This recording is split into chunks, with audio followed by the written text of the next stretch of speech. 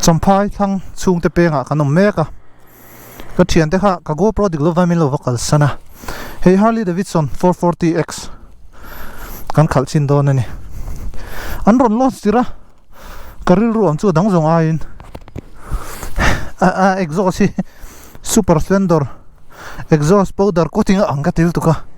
adang hei chu kan soyang chu ka impression nei khania a that le that lo starting display po na le ari po na le ria ai exhaust no chu kong chawala tangchia lo dangin anal ri khomai single cylinder a chuan ma hi 440cc andia specs kha chu soiwa ka ngai lowa ma ro chu interesting deuh mai chu 37 nge 38 kilonewton tor ka nei a chu anei na chu 4000 rpm ani 4000 rpm a khatiang tor ka nei kha chuan a low end kha thadong khop mai a tin horsepower hi 27 bhp ne ma se a horsepower hi chu sang vak lawa a weight 190 kg ni a tan thei tok tok na ne a weight ne na ngai to chuan horsepower thatak chuan lo ma ro chu a tor ka 27 bhp hi eng rpm ange pe ka se ha lo ma ya a sang lu tu lo wanga rpm mo sang to lo nga chan chu a tor 4000 a chu ma ya wangin hei mumal taka ka khalvoi khatna ni a impression ani nga lang chu mana aron chu tir khan me tar zali zanga vel chu min kang khal ve min khal tir ve mara chu khatinga chuan eng mai impression nei nam han ne lo a ke ma hi 18 manga nung 17 ani in ka sia chu wang chuan ama hi chu a flick rang lu tu lo nga mai ro chu khal nuam tok khuar de lek lo ngam ve to ka ne 43mm mang ve tra ta a fok hi lian thapa nga ya travel ne lovin mo chu wang chuan ama poi stable nuam thatok tur ne hey fifth gear in timing rimi alowin kapot thei tlat mai alo en chu a thadon ani he anung disc brake hi aral deuh to wangin kapus fak vak don lowa engine brake pa in kam kalanga maro chu X-Pulse ka soina video ka chuan mumei thea bike 6 gear na yawi loe na chedu khomaya kan tia cc dia ma sei chu 440cc nia long stroke engine ani boka long stroke kan anti hian short stroke le long stroke kha soi ol samna ber chu piston awma hi piston chu tia azuk ta tha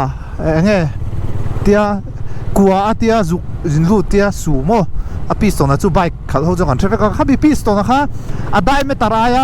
tia travel zone a thui khan long stroke ani maya chuan long stroke chuan e high ref angchi amamo vako ati theilu tu lawa mai ro chu alo e na thave thunga chu hetiang ho wa chon an mangtlang puya short stroke kan ti ho chu hemi a travel tia hemi a bom tia chuk tha aya hemi a len zok a diameter a piston diameter a len zok chuan short stroke ani le maya chu high ref engine mo hey sports bike ho an mangthin ta chu long stroke le short stroke danglam na chu me khang ho kha aloe na thavak lowa a high ref thei thunga top speed potra 18 inch chu ake ma hi profile ma ka thalowa el trip a koi zung lo tat 18 inch 17 ang deuh tho tur ania ama ro chu a fork le a weight wang hi mo ne 17 kualin a kual lo 19 inch ne na kual dana danglam vak tat lo 19 inch na kual te khin bera kha chu KTM adventure kha ka nei kha ni mega khalna sat ber 19 inch ma se hey fourth gear timing ummi loina a chuak thei tlat alo en chu thani he 19 inch a flick rang tura ka ngai kha ni a chu tilu tuk tlat lo a speed oi chu diklo de lo mo le 80 77 80 kai tur chu kan in ka hrelo nge X-Pulse ka speed lan lo vain ka speed ka hrelu tuk lo kan lo tlan chak view nge mane arinal viawa kalungoi ri viawa kong chuka chuanin enge ama a handlebar hi 800mm at ling lo deuh mai thaya hemi a weight zong hi mo 800mm chu tivel hian kan buan thina chuan ka zuk hemi ka von chi hian he lai ve lain ka dar awangin 800mm handlebar ka khal lir ka khala awangin ka bike pani 800mm hemi a zaw zong hi nia bike pa ngai hoi 780mm ani tlang puita chuan 800mm khala ka han khal khan a handlebar pawh na hian hei ka vuan in mu thiam anga hei ka vuan lek lat mai hei le lampo ti hian chu a handlebar hi chu a weight lo ka ti chuang lem lo mar se a tok view mai 780 chowel din ka ringa ka soi sual ta le min lo ngai dang la handlebar hi a bike character ne nei me tok view a chuan a dashboard hi enge ka hre hau lo mai a ta hian pakhat thada wan soi chu geo fencing an da an tia epa na hemi Harley Davidson hian a tel an tia geo fencing je chu hei bluetooth ani tina ni chiang ta ni he bluetooth da iconnect ka ngai hemi phone hi I motor nen chuan geo fencing a chuan chu mi area chin chu thei lo khan a lok thei ta ni min lo rupalin a battery lo direct palpo ni se Aizawl area Aizawl district chia chua san thei mo I na tanga kilometer somnga bial chia kal thei tiang chi te tin nang mana chabi nen thi nung mala geo fencing set chuan ekti Aizawl atanga a radius a kilometer som ni velte lo ti tala chu khoboru ka selling te han ni ta se selling pel khan a thi mak mayang atlan thei do lo mo khami set thale lo chong khatiang kha geo fencing chu ni maya chu tiang future chu ron nei ve tat maya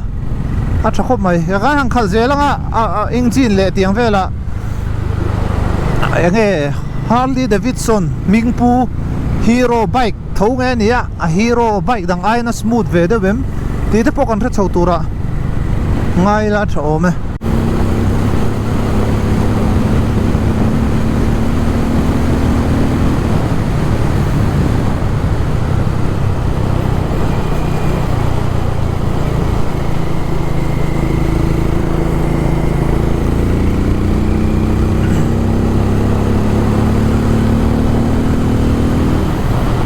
trăng thầy viau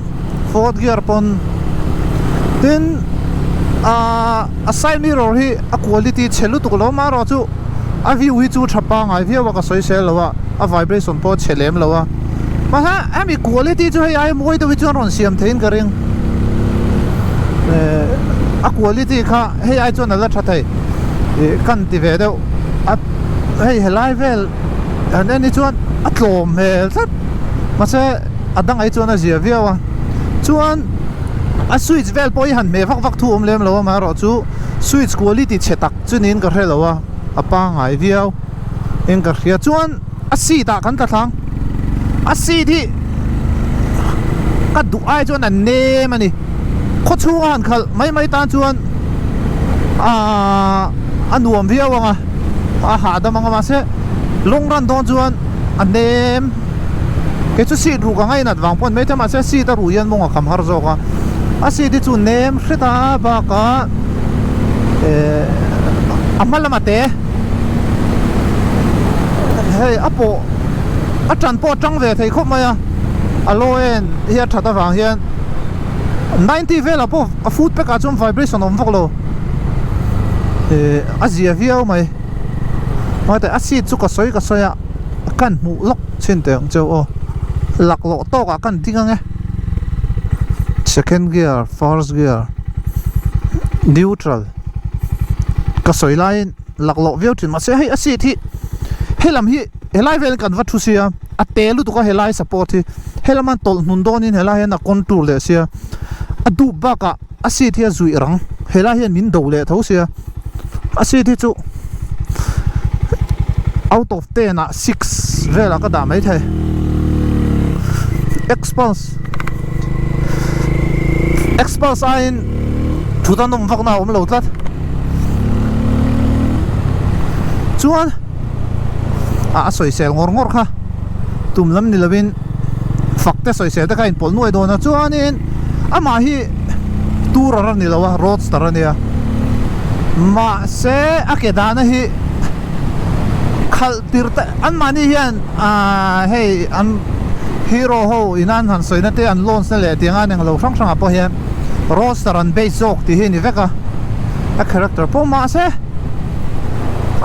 akedana hi ma lutuk roadster tan chuan hey a ke hi soitai la tuna hian in chi thum velin da hnung se chuan a handlebar hi in chi khat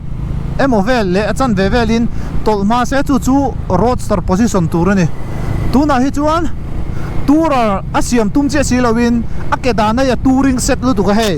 kan mong malama hey kan khu patang hian azol thatre pani roadster chuan in muthayam hrele peklowa hey tivela dawa tur hi ni roadster a positioning ma se ti hi liang kan da dai ni omzia chu kan khu pakha kan da malu tu ka a hadam a touring position trepa chuan khami touring atana du vaksi lo khan a handlebar hian tin diam vele ang red link sia ti hiang kan va om deuh du maya malama tunang hian kan budan chuan a handlebar hi na a footrest hi angai po lo ni ta se a handlebar hi ti vel hian han da se upright position de win a khal theyang tuna chuan tiang kan va da expulsa enge englo da lo ang vel ni a riser handlebar riser ta kan te vuwa lo ang vel do laki ni a cram trap kan om dan hi enge fit nga le in chi riat vel ang kanita ka chep chu ka ti mi lo ma se hey kan nai trap a handlebar hi mo kan nai trap chu a footrest position nen an niam trap helai ne nei nai trap ka ti na ni chu an nai trap si chu hetiang position na ni chuan a footrest si tlemin han da nung ret se attack de ulek thei turin hetia tipona tan thei tho ta ni kong ko ya mo kang kal chinanga hey tipona tan thei tho aggressive ve do pon ma se khami turang khan a footrest yan hey kan da malu tu ka ke artu hi he khu ta khu ka da de mo hetia corner attack position om tur chuan chuan helai hi chu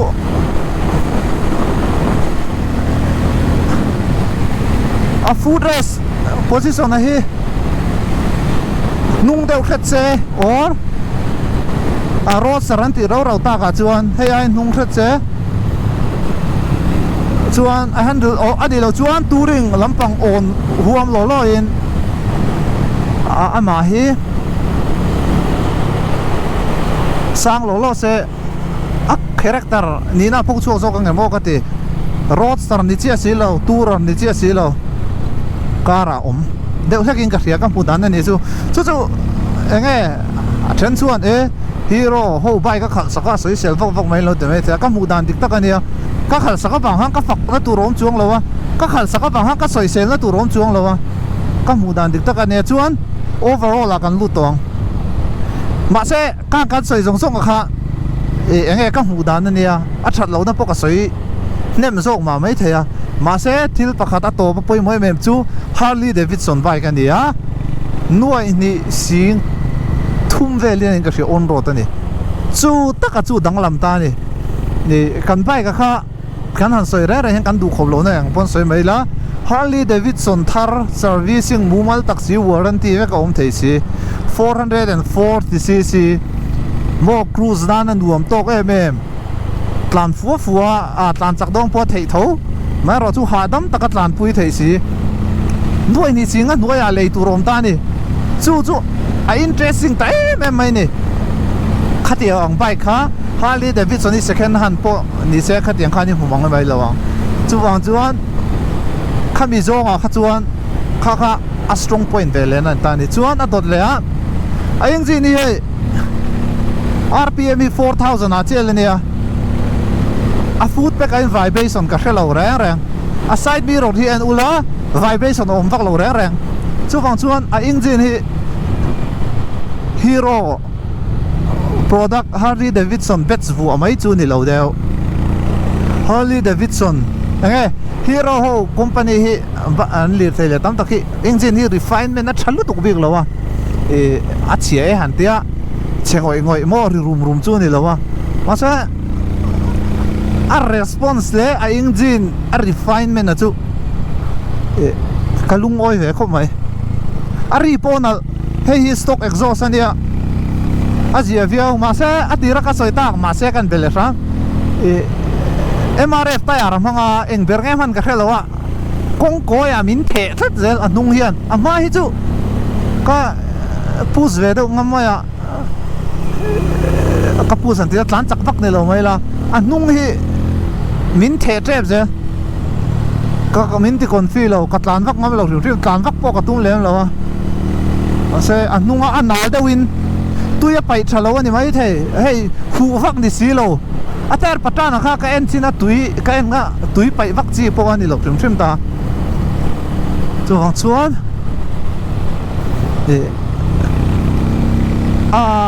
anung hi chu atayar hi chu du thu sam lu tuk lawa mara chu khoro pa nga ya chuan a that viau tho chu ka ring MRF tayar hi chu be se sang vak thei lo trim chuan a dang le award dem tia chuan tunai na competition turi enge o ania roadster lar chuan Triumph Speed 400 ania Himalayan in Gorilla 415 ron launch le chia boka aman almai to shata ma se in nai te in pricing kha competitive ta khop maya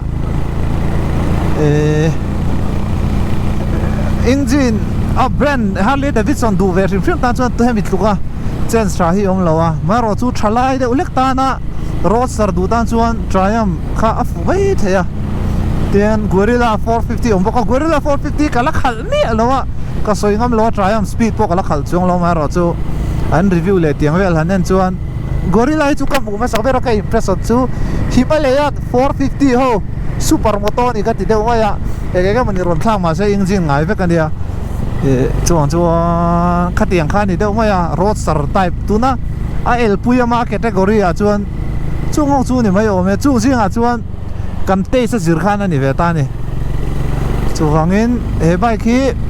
aman chu phu ka ti viau mai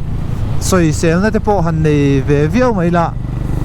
amana chuan 440cc chuan hei kan bike ti ve le chong ila soi ve do chen la 250cc man velin 440cc Harley Davidson ni le thei ti na khan ya chuan ni china ka han soi sel te po kha ege Harley Davidson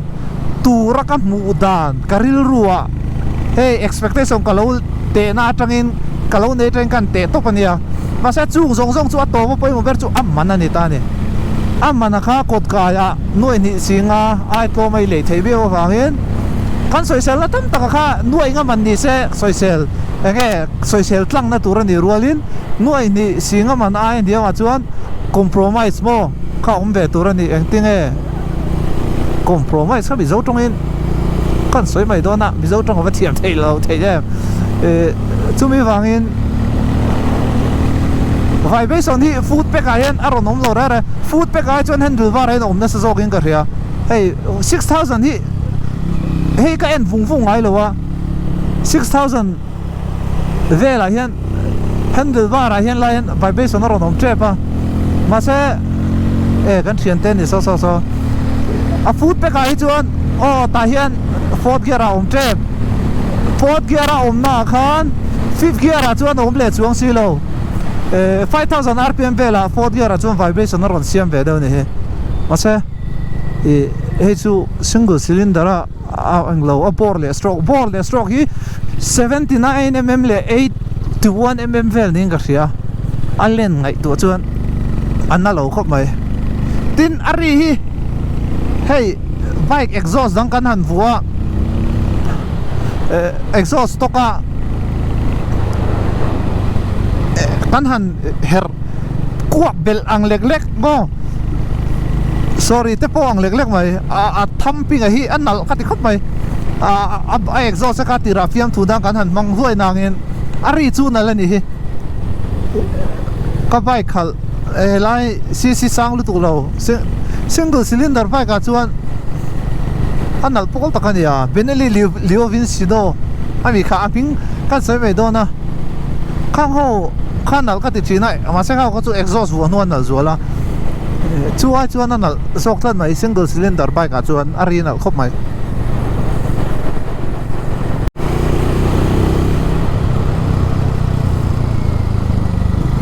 hmm 17 19 in sa hang ka ko kon feel lo tlat mai a weight pack na hi soita khan a roadster hey